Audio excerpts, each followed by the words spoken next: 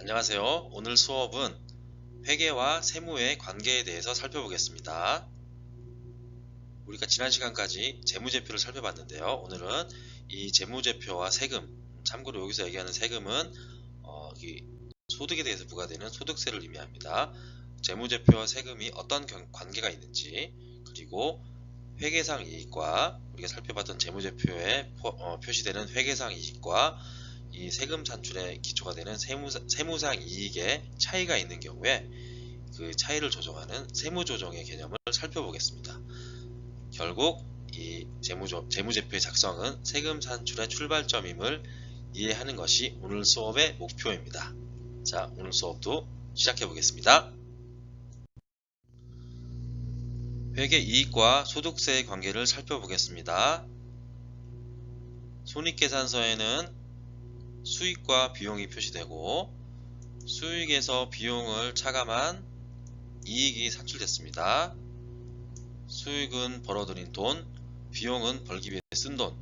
이제 수익에서 비용을 뺀 돈이 남은 돈인데요. 남은 돈 이익인데요. 아직 세금을 납부해야 됩니다. 여기서. 근데 만약에 이 회계장부, 즉 손익계산서상의 이익에 이 소득세율을 곱해서 세금이 산출된다면 우리가 복식북에 의한 재무제표만 잘 작성을 하면 이 세무 업무가 마무리가 됩니다. 근데 우리가 소득세 산출을 위해서 고려해야 될 사항들이 조금 더 남아 있습니다. 자, 그것이 무엇일까요?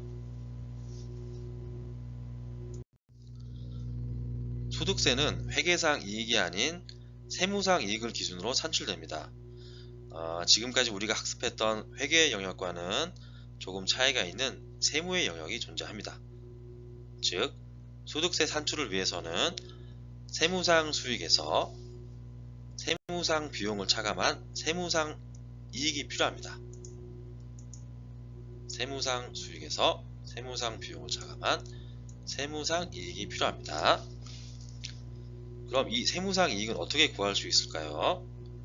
우리가 살펴봤던 복식북이 이제 회계장부 작성 방법론과는 별개의 세무상 수익과 세무상 비용을 구하는 방법론을 구축할 수도 있습니다. 근데 우리는 이미 이 회계장부, 재무제표를 작성하는 방법론을 완료한 상태이기 때문에, 즉 회계장부가 작성된 상태이기 때문에 이 회계상 이익에서 세무상 이익으로 일부 항목을 조정하는 과정을 통해서 세무상 이익을 산출합니다. 이와 같이 회계상 이익에서 세무상 이익으로 조정하는 과정을 세무조정이라고 합니다. 결국 이런 세무조정 과정을 통해 세무상 이익이 산출되고 이 세무상 이익에 세율을 곱해서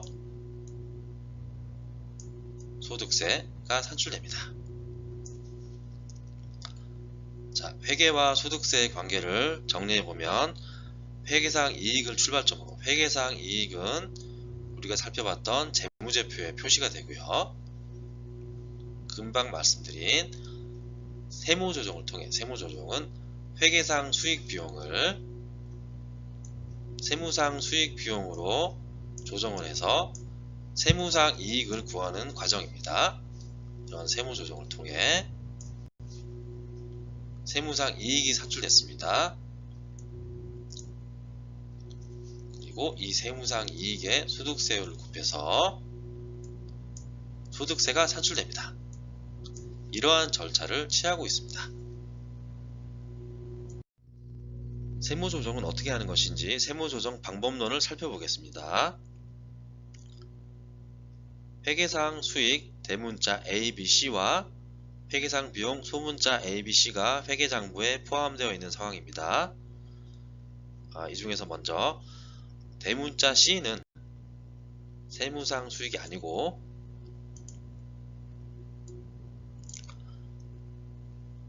소문자 C는 세무상 비용이 아니라고 한다면 세무조정 과정에서 이 회계장부에는 포함됐지만 세무상 수익과 비용이 아닌 이 두 항목 대문자 C와 소문자 C를 제외시키면 됩니다. 그렇죠? 그게 조정 1과 조정 3이 되겠네요. 그래서 최종적으로 이 대문자 C와 소문자 C는 세무상 수익과 비용으로 포함되지 않게 됩니다. 추가적으로 회계장부에는 포함되지 않았지만 세무상 수익에 해당되는 대문자 D와 세무상 비용에 해당되는 소문자 D가 존재한다고 가정하면 비록 장부에는 포함되지 않았지만 이 세무조정 과정을 통해서 세무상 수익 비용으로 포함시켜줘야 됩니다. 이 조정 2와 조정 4가 되겠는데요. 이러한 세무조정 결과 대문자 D와 소문자 D가 각각 세무상 수익 비용으로 이 재무제표에는 반영이 되지 않았었지만 세무상 수익과 세무상 비용으로 포함됩니다. 정리를 해보면 회계장부에는 포함되었지만 세무상 수익과 세무상 비용이 아닌 대문자 C와 소문자 C를 제외하고, 그렇죠? 조정 1과 조정 3이었습니다. 회계장부에 포함되지 않았지만 세무상 수익과 세무상 비용에 해당되는 대문자 D와 소문자 D를 포함시켜주면 됩니다. 조정 2와 조정 4였습니다. 그 결과 세무상 수익은 대문자 A, 대문자 B, 이제 C는 제외됐고요. 대문자 D가 포함됐습니다. 세무상 비용은 소문자 A, 소문자 B, 그리고 소문자 C는 없어졌고요. 소문자 D가 세무상 비용으로 포함됐습니다. 이렇게 산출된 세무상 수익에서 세무상 비용을 차감하면 이제 세금 산출의 기초가 되는 세무상 이익이 구해집니다.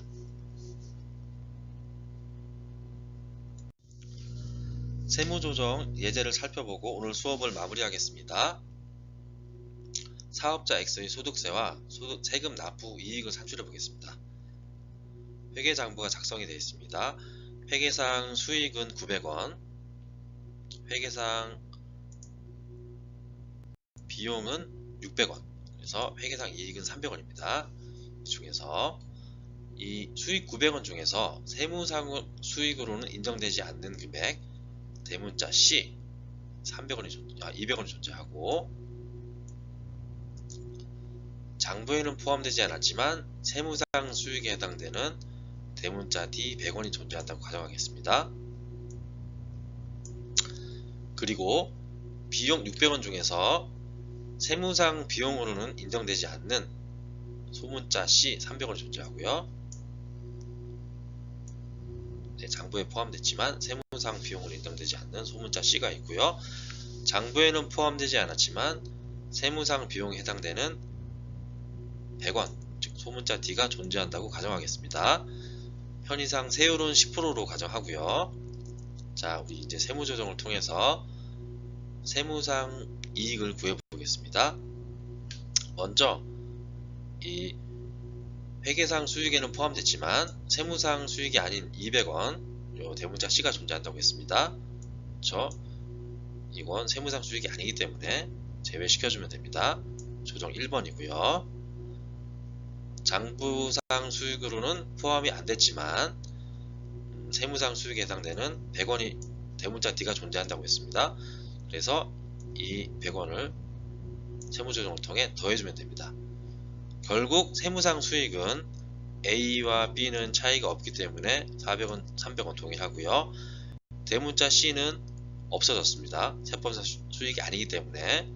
그리고 장부에 없던 이 대문자 D 100원이 포함됐습니다.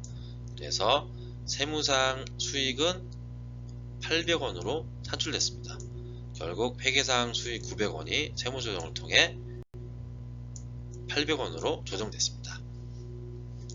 다음으로 비용을 보겠습니다. 먼저 세무상 비용에 회계상 비용으로 반영됐지만 세무상 비용으로 인정되지 않는 300원 이 소문자 C가 있는데요. 오늘 세무상 비용이 아니기 때문에 제외해주면 됩니다. 조정 3번이고요. 장부에는 포함되지 않았지만 세무상 비용에 해당되는 100원 소문자 D가 존재한다고 했습니다. 소문자 D는 다시 더해주면 됩니다. 조정 4번입니다.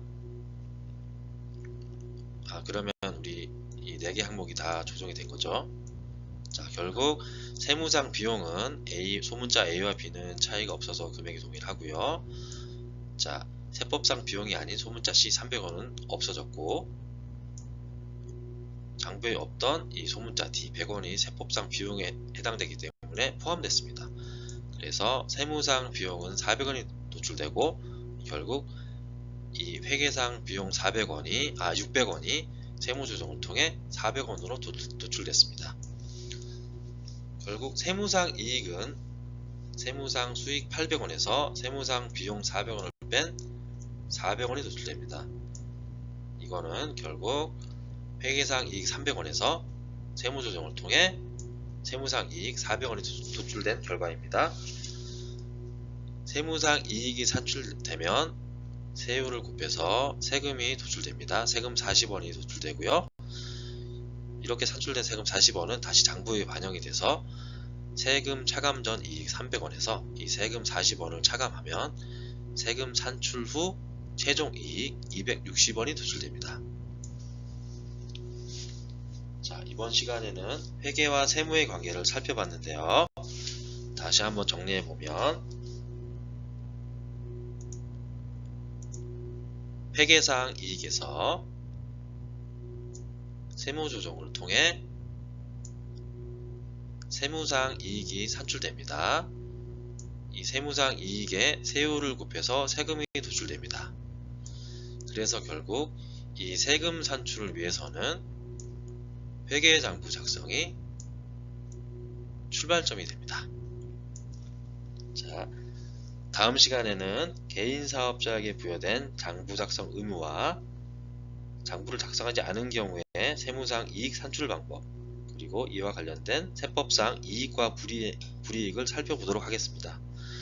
자, 수고 많으셨습니다. 감사합니다.